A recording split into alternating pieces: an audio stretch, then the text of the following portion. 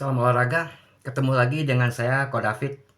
Di video kali ini saya akan membahas beberapa pertandingan Liga Inggris yang sudah melakukan pertandingannya di hari Sabtu, itu semalam.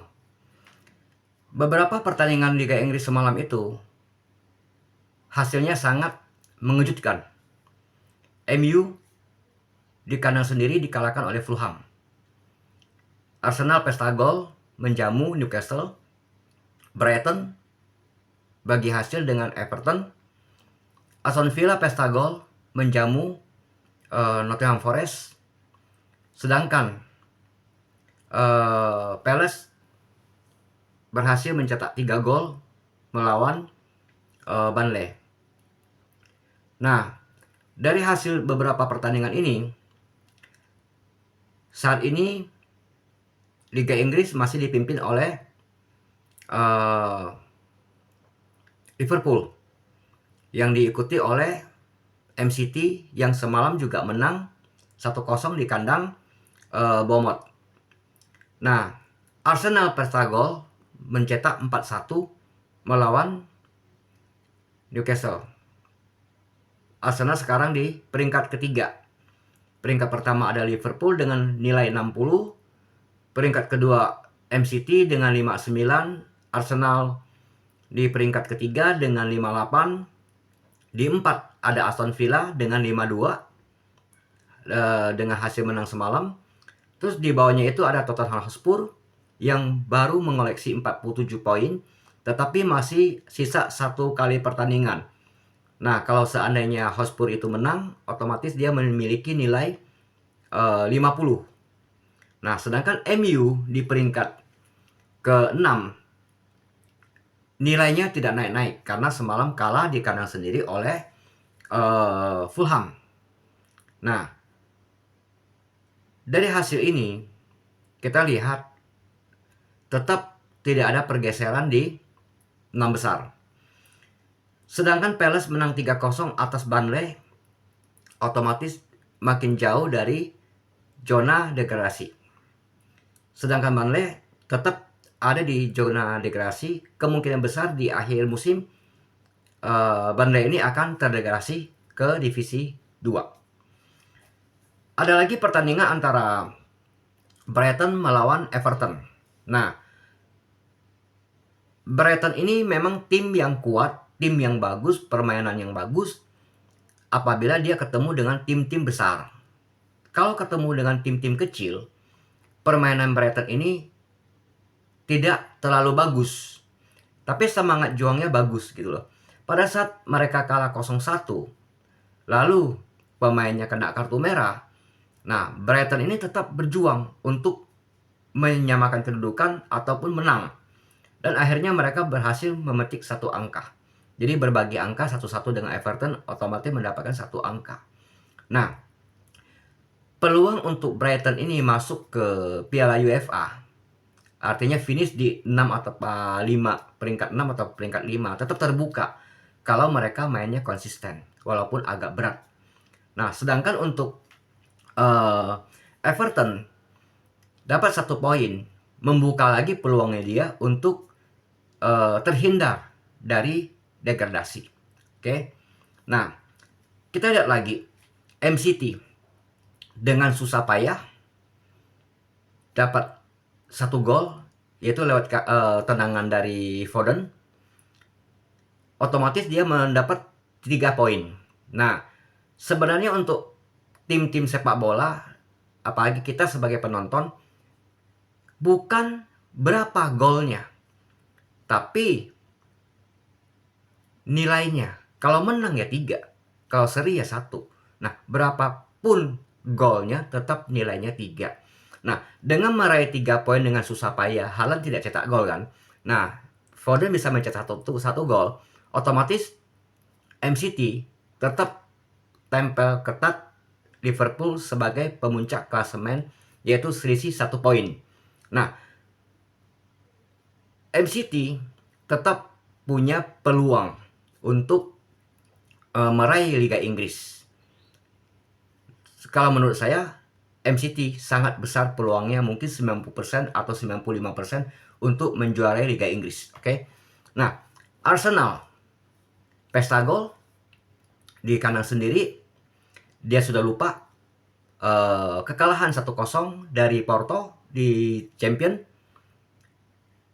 Pertandingan semalam Arsenal tidak terlihat sekali ada luka kekalahan waktu lawan Porto.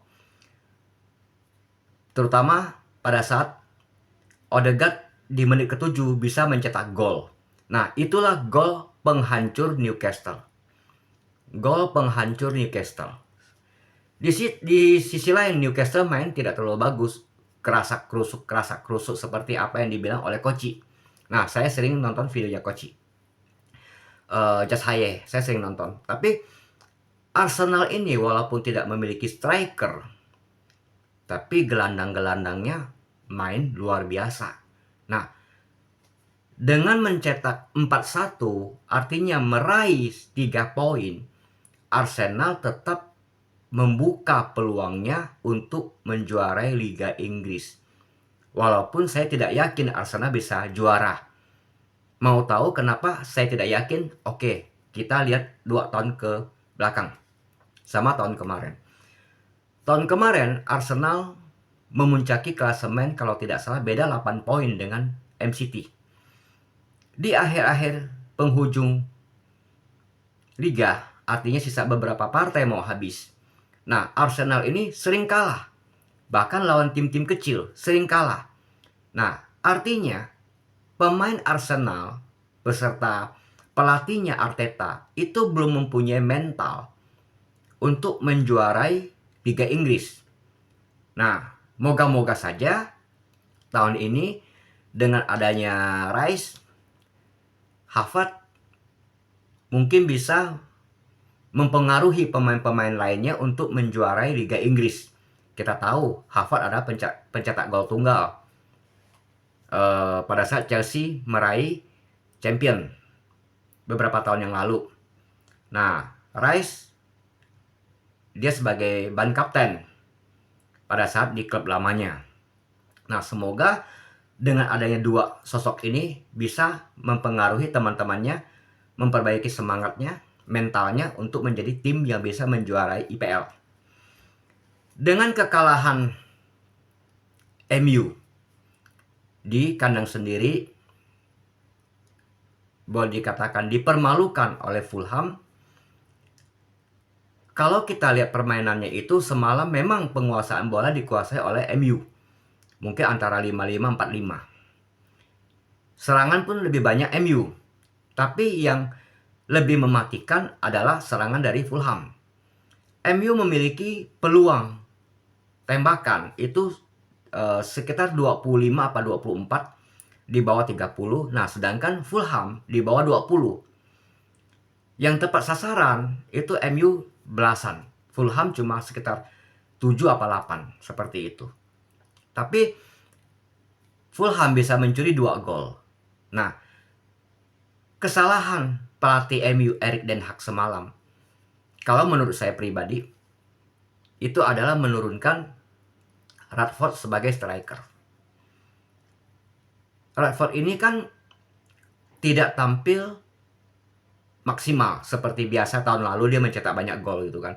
Nah, tahun ini dia masih mencari jati dirinya yang sudah hilang gitu loh. Nah, kita tahu Højlund itu cedera. Højlund itu luar biasa. Setiap pertandingan dia cetak gol. Beberapa pertandingan terakhir, kalau nggak salah 6 pertandingan mencetak 7 gol. Kalau tidak salah, kalau saya salah tolong diperbaiki. Nah, semestinya Den Hag itu tetap menurunkan Rashford dan Garnacho di kiri dan kanan. Kita tahu bahwa McTominay dulu dia ada striker. Akhirnya menjadi gelandang. Nah, insting killernya juga membunuh di kotak penalti itu sangat luar biasa. Mestinya mainkan sebagai striker pengganti Højlund. Nah, di tengah, di belakang striker tetap Fernandes sebagai second striker, pemain tengah, dan didukung oleh Maino sama Casemiro. Maino menyerang, Casemiro bisa bertahan, atau sebaliknya. Nah, kita tahu backnya MU banyak cedera, seperti Martinez cedera, tidak bisa main. Terus Luke Shaw nggak bisa main. Nah, maka semalam diperkuat oleh Lindelof sama satu lagi, aduh saya lupa. Nah, jadi kalau kita lihat permainan semalam itu, apalagi di babak kedua, MU memasukkan menarik Maino, memasukkan pemain yang muda-muda. Kalau tidak salah ada Ahmad sama Eriksen masuk. Eriksen tidak seperti Eriksen yang beberapa tahun yang lalu. Dia sudah agak lambat, permainan juga tidak sebagus dulu. Nah, kita lihat seperti semalam dia banyak keteter gitu loh. Kita juga hargai bahwa kipernya Fulham cukup bagus. Ada beberapa peluang tembakan dari MU bisa ditepis oleh penjaga gawang dari Fulham. Nah, memang serangan balik Fulham ini sangat cepat, terutama dari sektor tengah juga bagus, kiri kanan bagus. Nah, memang pertahanan dari MU ini semalam kalau menurut saya tidak maksimal. Maguire sering naik, bantu serangan. Nah, kita harus memberikan positif yang lebih untuk Maguire. Seorang pemain yang ban kaptennya dicopot, diganti ke pemain lain, bahkan dia di bangku cadangkan sangat lama, tidak dikasih main, tapi dia cuma ngomong begini, saya akan tetap di MU, saya akan memperebutkan kembali tempat saya yang ada di MU sebagai backs. Dan itu dilakukan dengan mental yang sangat bagus, dengan attitude yang sangat bagus. Nah, kalau menurut saya semalam permainan yang paling bagus dari MU itu Maguire. Membantu serangan, bertahan, tidak neko-neko, santai, jiwa pemimpinnya luar biasa. Dari mukanya pada saat dia cetak gol, dia tidak terlalu over untuk merayakan golnya. Nah, saya pikir ini pemain luar biasa. Ya mungkin man of the match-nya dialah bagi saya untuk di MU. Nah, sedangkan kita lihat lagi, Fulham ini tim kecil, permainannya pas-pasan. Ini kemenangan pertama di kandang, di tandang bagi Fulham. Terus menangnya di kandang MU lagi, di kandang MU yang sangat serem. Tapi ya kali ini ya MU tidak serem-serem amat, nggak kayak dulu di zaman Sir Alex gitu kan. Nah sekarang di kandang MU ini udah sosok aja, kayak biasa-biasa aja, udah nggak seseram dulu gitu loh. Nah kalau menurut saya peluang MU untuk masuk ke Liga Champion, artinya finish di 4 besar, itu memang sangat-sangat berat. Karena selisih dengan Aston Villa itu 8 poin. Nah, kalau tidak salah minggu depan MU akan ketemu MCT. Itu sangat berat. Sangat-sangat berat. Tapi kita juga nggak bisa bilang MU pasti kalah. Tidak. Tetap MU punya peluang. Apabila pemain-pemainnya itu sudah fit dari cedera. Sudah sembuh dari cedera. Nah, tetap punya peluang, tapi memang agak berat. Dan saya pribadi, saya optimis MU akan masuk ke 4 besar.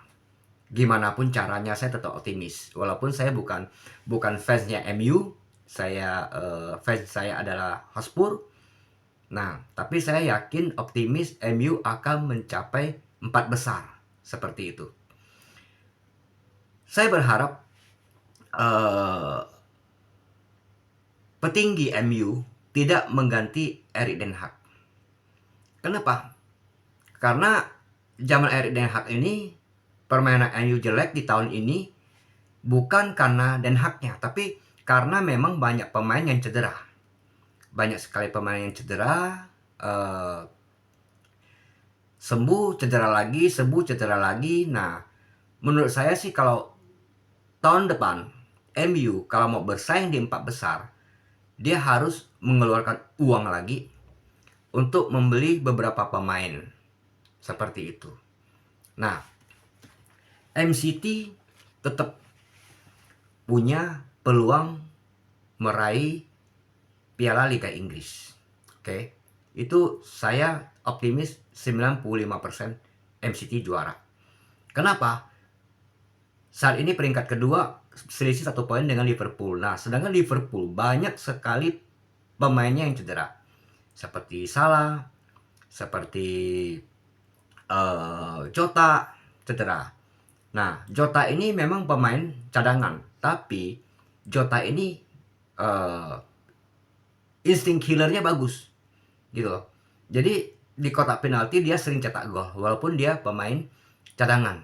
Nah, untuk Liga Inggris cukup sampai di sini bahasnya. Saya tambahkan dikit untuk bahas nanti malam Liverpool akan bertemu dengan Chelsea untuk pertandingan final Carabao Cup. Nah, kalau kata Coach Justin, Piala Ciki.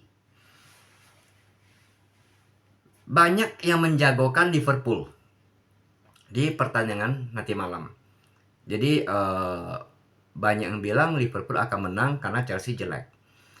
Kalau saya kurang setuju.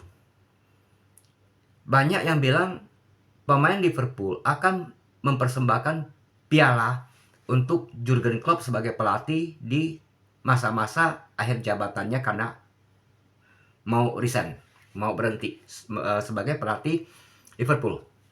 Nah, itu saya setuju. Tapi apakah Liverpool nanti malam akan menang? Saya bilang 50-50. Hasil pertandingan nanti malam bukan di Liverpool, tapi ada di Chelsea. Kalau Chelsea bisa main seperti pada saat lawan MCT, otomatis nanti malam Chelsea akan menang lawan Liverpool, mungkin dengan skor 3-2 atau 3-1. Kalau permainannya Chelsea nanti malam bisa seperti saat melawan MCT. Nah, kita tahu untuk pelatih Chelsea, Pochettino, pelatih yang bagus, tapi kalau dibandingkan Klopp masih kalah. Dari pengalaman juga, Klopp udah beberapa kali mempersembahkan piala ke klub yang pernah ditanganinya. Nah, sedangkan Pochettino kalau tidak salah hanya PSG ya. PSG meraih beberapa piala di Perancis. Nah, sedangkan waktu dia tanganin Hotspur hanya mencapai final Liga Champion dan runner up Liga Inggris. Seperti itu hasil terbaik yang dia raih. Nah, kalau kita lihat dari pertandingan nanti malam, seandainya Chelsea bisa main seperti pada saat lawan MCT, saya yakin Chelsea akan menang. Chelsea akan menang. Dan yang kalah Liverpool mungkin dengan skor besar ya, skor besar mungkin 3-1, 3-2 lah, mungkin 3-1 gitu loh. Tapi kalau Chelsea tidak bisa main seperti kemarin pada saat lawan MCT, Liverpool punya peluang untuk meraih juara. Karena semangat juangnya, pressingnya dari Liverpool ini sangat bagus. Nah, apalagi pemain-pemain mudanya bisa ikutin taktiknya Jurgen Klopp, ya saya yakin Liverpool bisa atasin Chelsea kalau Chelsea-nya mainnya nggak bagus nanti malam. Kita tahu waktu lawan MCT, Chelsea punya peluang banyak, tapi pemain depannya bapuk, nggak bisa cetak gol semuanya. Nah, baru bisa cetak 1 gol, ya kan? Nah, kita tahu seperti backnya si backnya banyak yang tidak terlalu bagus. Nah, dengan harga mahal tapi tidak terlalu bagus gitu loh. Ya, kita tunggu aja pertandingan nanti malam untuk teman-teman pecinta bola di Indonesia, bantu saya untuk kembangkan channel saya David Yaminko, bantu share, subscribe, dan bunyikan loncengnya untuk teman-teman pecinta sepak bola. Terima kasih yang sudah join ke YouTube, sudah singgah ke YouTube channel saya. Terima kasih, sampai jumpa. Salam olahraga.